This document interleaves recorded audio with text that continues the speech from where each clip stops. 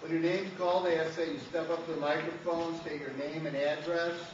You're allowed 3 minutes.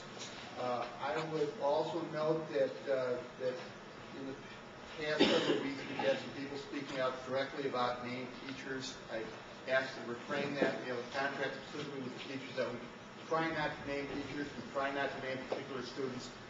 That's it. Bill, can you take 1 second and back up?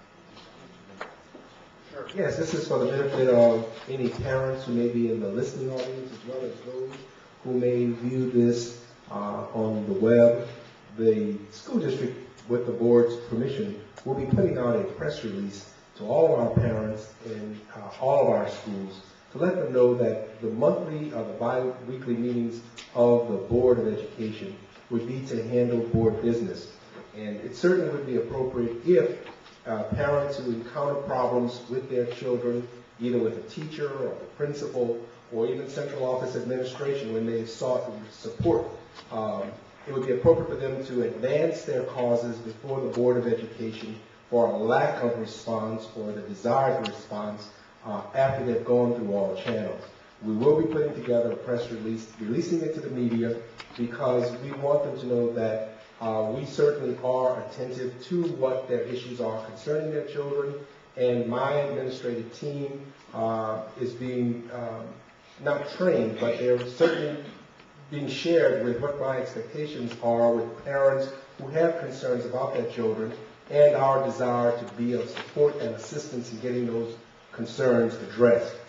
We have made some significant progress since the last board meeting with the prevailing issue, and when we shared with those parents the concerns that we have and that they came to this level, they were not aware of the chain of command. So I think it's just incumbent on this position that we go forward into the public, letting people know that we cannot continue to do business the way it may have been done in the past, and that this administration is in fact responsive to concerns when they are brought to our attention.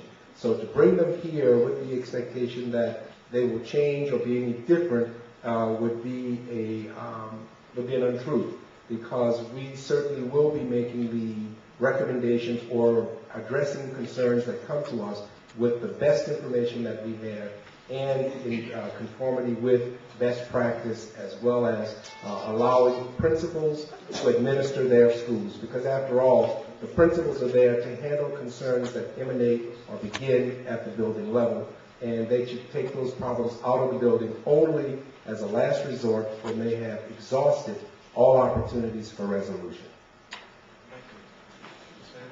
Dr. Barstow.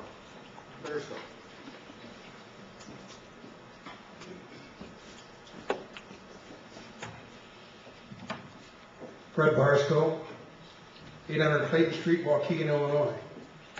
And in keeping with what Dr. Battisti said and what Bill Anderson said, I've been trying for 2 years to get a job in the school district, and pretty much have walked into solid walls. I've taken 14 hours of credits in education courses at two universities, at one college, two colleges actually, not universities. One of them was CLC. And the last 2 credits were both A credits. And I taught a class last summer and taught an experimental way of teaching, multitasking instead of giving them one topic. And students get bored easily. And I wrote it up as a paper. And I only had one class that I taught, and I wrote it as a paper. And when I was younger, yeah, I got in a fight. And that's on my record. But that was in 1984. I think there ought to be some provision for realizing that people grow up and they don't react as they used to. And I would hate to see that hold me back with my PhD, a certified paralegal, a registered med tech and speed reader. For one thing, I see the research and experimentation here, number 6180 on your handout. It talks for outside agencies coming in and doing research with our students. Why not get someone that's done research with as a scientist and set up research within our own system. Why bring in people to our system? Let teachers write papers and have our own journal here. Let us improve within. That's very important, I think, for a teacher to be able to be involved in the improvement of educational system. But I'd like you to maybe see if you can get me a job here in high school. And if you can get me a job, then maybe I can go on and get certified. But I would like you to look into it. I'm sincere, and I'm an athlete, still am, still in good condition. And I think that's important at high school. I think you have to be respected by the young men there. And you can't go in there and not have a little bit of athletic background. Thanks a lot. I hope I didn't take longer than 3 minutes. And appreciate your help. I think you would benefit from some people from just raised in Waukegan, born in Waukegan, father born here, grandfather born here.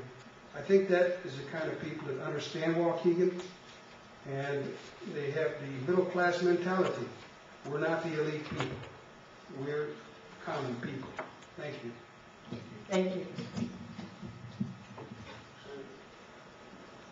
Martha Padilla Ramos.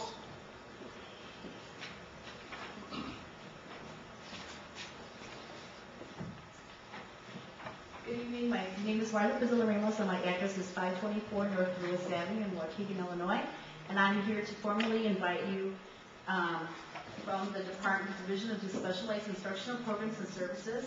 We will be having a holiday social next Tuesday, December 19th, and it will be hosted by not only the Welcome Center, but the parent mentors. Those are the parent employees that work with parents with advocating and accompany them to IEPs. The family educator that works with the EPIC parents and provides model classroom and also instructs them how to work in a home with these students to improve their learning. The Special Education Parent-Teacher Advisory Council, SEPTAC, the Bilingual Parent Advisory Committee, BIPAC, and also the EPIC preschool program. And we will be hosting this program together, and will be from 6:30 to 8 p.m. And we will be providing holiday crafts, multicultural crafts for students, a video, a storyteller, pictures, and we're going to be having door prizes, and we cordially invite you to attend. And we would ask if you could, if anyone can, please bring a can of food. We will be donating it to the Cool Pantry that night. And I just want to tell you about some upcoming events, and I also have a draft of our brochure. In January, we will be having, on January 11th, I formed a partnership with Rosalind Franklin University, where they'll be coming in to do monthly clinics or monthly screenings for our community, and it'll be open to the public. And the other thing, too, is that we also would have from Lake County Health Department, they're going to be offering a free osteoporosis clinic for anyone from the community, and they'll be coming in. And this past month, we had with University of Illinois and Lake County Health Department, we had a healthy eating, nutrition class for our parents and for the community. And we also had a partnership with ChildServe where we had classes for working with special needs children, either in the DCFS care provider home or else with parents too. A lot of these students that have special needs are shuttled from home to home because DCFS care providers or parents can't work with them. And lots of times these kids are the ones that need the most help. And so we had that program. They had four meetings at our center, and they were heavily attended. And so we just want you to know some of the activities we have coming up in our center. And we had a BIPAC meeting in October where over 100 parents attended. And we had Waukegan Animal Control come in. We also had Youth Build come in. It's a program where students who did not complete high school can either enter the construction trade and they receive their GED and they also get paid.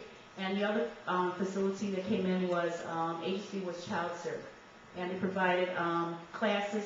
Provided like an in-service regarding depression. Thank you. Thank you. Kelly Belo.